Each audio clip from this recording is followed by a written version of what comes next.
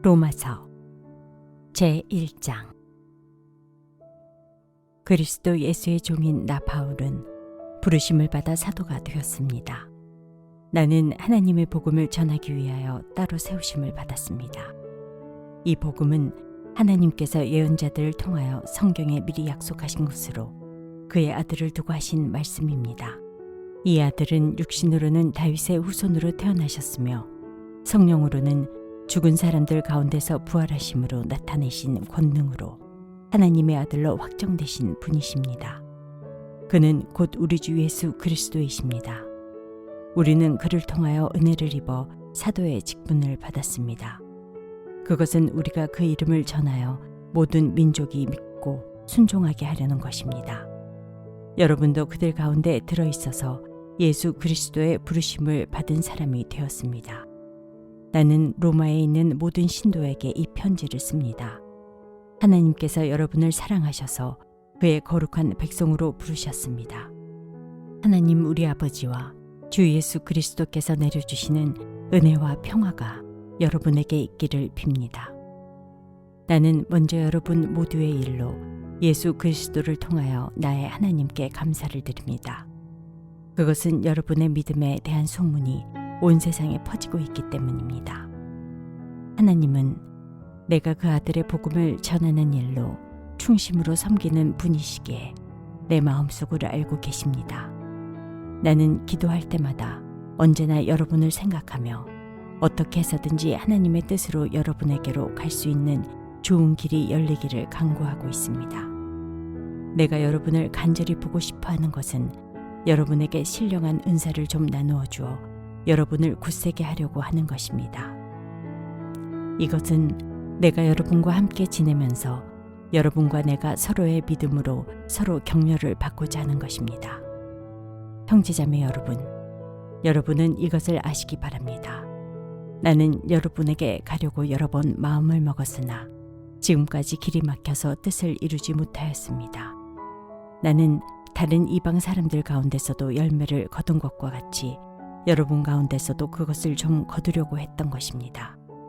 나는 그리스 사람에게나 미개한 사람에게나 지혜가 있는 사람에게나 어리석은 사람에게나 다 빚을 진 사람입니다.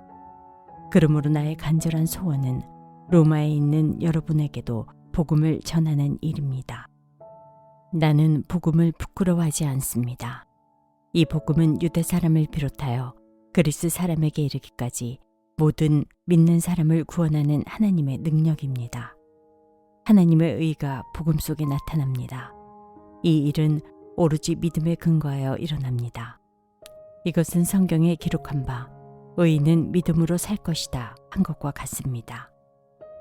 하나님의 진노가 불의한 행동으로 진리를 가로막는 사람의 온갖 불경건함과 불의함을 겨냥하여 하늘로부터 나타납니다. 하나님을 알만한 일이 사람에게 환히 드러나 있습니다.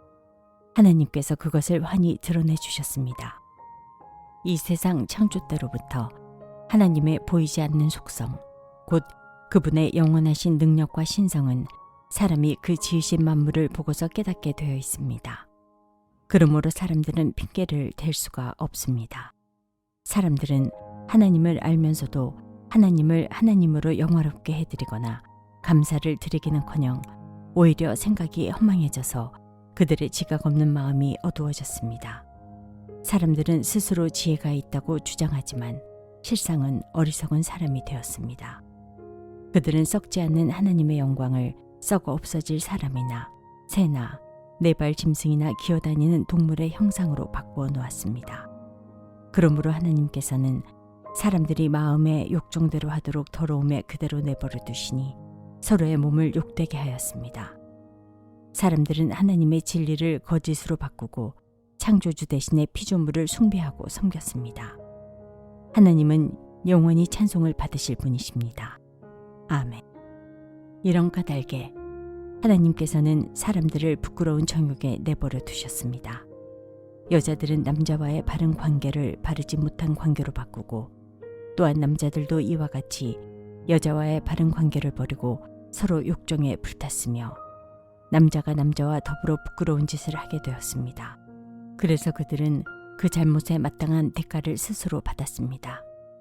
사람들이 하나님을 인정하기를 싫어하므로 하나님께서는 사람들을 타락한 마음자리에 내버려 두셔서 해서는 안 될 일을 하도록 놓아두셨습니다. 사람들은 온갖 불의와 악행과 탐욕과 악의로 가득 차 있으며 시기와 사리와 분쟁과 사기와 저기로 가득 차 있으며 수군거리는 자요, 중상하는 자요, 하나님을 미워하는 자요, 불손한 자요, 오만한 자요, 자랑하는 자요, 악을 꾸미는 모략꾼이요, 부모를 거역하는 자요, 우매한 자요, 신의가 없는 자요, 무정한 자요, 무자비한 자입니다. 그들은 이와 같은 일을 하는 자들을 죽어야 마땅하다는 하나님의 공정한 법도를 알면서도 자기들만 이런 일을 하는 것이 아니라 이런 일을 저지르는 사람을 두둔하기까지 합니다. 제2장. 그러므로 남을 심판하는 사람이여, 그대가 누구이든지 죄가 없다고 변명할 수 없습니다. 그대는 남을 심판하는 일로 결국 자기를 정죄하는 셈입니다. 남을 심판하는 그대도 똑같은 일을 하고 있기 때문입니다. 하나님의 심판이 이런 일을 하는 사람들에게 공정하게 내린다는 것을 우리는 압니다. 이런 일을 하는 사람들을 심판하면서 스스로 그런 일을 하는 사람이요, 그대는 하나님의 심판을 피할 수 있을 줄로 생각합니까? 아니면 하나님께서 인자하심을 베푸셔서 그들을 인도하여 회개하게 하신다는 것을 알지 못하고 오히려 하나님의 풍성하신 인자하심과 너그러우심과 오래 참으심을 업신여기는 것입니까? 그대는 완고하여 회개할 마음이 없으니 하나님의 공정한 심판이 나타날 진노의 날에 자기가 받을 진노를 스스로 쌓아 올리고 있는 것입니다. 하나님께서는 각 사람에게 그가 한 대로 갚아주실 것입니다. 참으면서 선한 일을 하여 영광과 존귀와 불멸의 것을 구하는 사람에게는 영원한 생명을 주시고, 이기심에 사로잡혀서 진리를 거스르고 불의를 따르는 사람에게는 진노와 분노를 쏟으실 것입니다. 악한 일을 하는 모든 사람에게는 먼저 유대 사람을 비롯하여 그리스 사람에게 이르기까지 환난과 고통을 주실 것입니다. 선한 일을 하는 모든 사람에게는 먼저 유대 사람을 비롯하여 그리스 사람에게 이르기까지 영광과 존귀와 평강을 내리실 것입니다. 하나님께서는 사람을 차별함이 없이 대하시기 때문입니다. 율법을 모르고 범죄한 사람은 율법과 상관없이 망할 것이요, 율법을 알고 범죄한 사람은 율법을 따라 심판을 받을 것입니다. 하나님 앞에서는 율법을 듣는 사람이 의로운 사람이 아닙니다. 오직 율법을 실천하는 사람이라야 의롭게 될 것이기 때문입니다. 율법을 가지지 않은 이방 사람이 사람의 본성을 따라 율법이 명하는 바를 행하면 그들은 율법을 가지고 있지 않아도 자기 자신이 자기에게 율법입니다. 그런 사람은 율법이 요구하는 일이 자기의 마음에 적혀 있음을 드러내 보입니다. 그들의 양심도 이 사실을 증언합니다. 그들의 생각들이 서로 고발하기도 하고 변화하기도 합니다. 이런 일은 내가 전하는 복음대로 하나님께서 그리스도를 내세우셔서 사람들이 감추고 있는 비밀들을 심판하실 그 날에 드러날 것입니다. 그런데 그대가 유대 사람이라고 자처한다고 합시다. 그래서 그대는 율법을 의지하며 하나님을 자랑하며 율법의 가르침을 받아서 하나님의 뜻을 알고 가장 선한 일을 분간할 줄 알며 눈먼 사람의 길잡이요 어둠 속에 있는 사람의 빛이라고 생각하며 지식과 진리가 율법에 구체화된 모습으로 들어있다고 하면서 스스로 어리석은 사람의 스승이요 어린아이의 교사로 확신한다고 합시다. 그렇다면 그대는 남은 가르치면서도 왜 자기 자신은 가르치지 않습니까? 도둑질을 하지 말라고 설교하면서도 왜 도둑질을 합니까? 간음을 하지 말라고 하면서도 왜 간음을 합니까? 우상을 미워하면서도 왜 신전의 물건을 훔칩니까? 율법을 자랑하면서도 왜 율법을 어겨서 하나님을 욕되게 합니까? 성경에 기록한 바 너희 때문에 하나님의 이름이 이방 사람들 가운데서 모독을 받는다 한 것과 같습니다. 율법을 지키면 할례를 받은 것이 유익하지만 율법을 어기면 그대가 받은 할례는 할례를 받지 않는 것으로 되어버립니다. 그러므로 할례를 받지 않는 사람이 율법의 규정을 지키면 그 사람은 할례를 받지 않았더라도 할례를 받은 것으로 여겨질 것이 아니겠습니까? 그리고 본래 할례를 받지 않았더라도 율법을 온전히 지키는 사람이 율법의 조문을 가지고 있고 할례를 받았으면서도 율법을 범하는 사람인 그대를 정죄할 것입니다. 겉모양으로 유대 사람이라고 해서 유대 사람이 아니요 겉모양으로 살갗의 할례를 받았다고 해서 할례가 아닙니다. 오히려 속사람으로 유대 사람이니가 유대 사람이며 율법의 조문을 따라서 받은 할례가 아니라 성령으로 마음에 받은 할례가 참 할례입니다. 이런 사람은 사람에게서가 아니라 하나님에게서 칭찬을 받습니다. 제3장. 그러면 유대 사람의 특권은 무엇이며 할례의 이루음은 무엇입니까? 모든 면에서 많이 있습니다.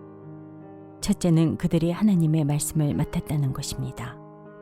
그런데 그들 가운데서 얼마가 신실하지 못했다고 해서 무슨 일이라도 일어납니까?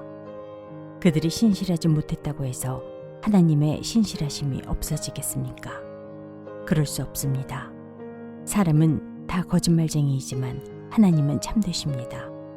성경에 기록한 바 주님께서는 말씀하실 때에 의로우시다 인정을 받으시고 재판을 받으실 때에 주님께서 이기시려는 것입니다. 한 것과 같습니다. 그런데 우리의 불의가 하나님의 의를 드러나게 한다면 무엇이라고 말하겠습니까? 우리에게 진노를 내리시는 하나님이 불의하시다는 말입니까? 이것은 사람들이 말하는 방식으로 내가 말해본 것입니다. 절대로 그럴 수 없습니다. 만일 그렇다면 하나님께서 어떻게 세상을 심판하실 수 있겠습니까?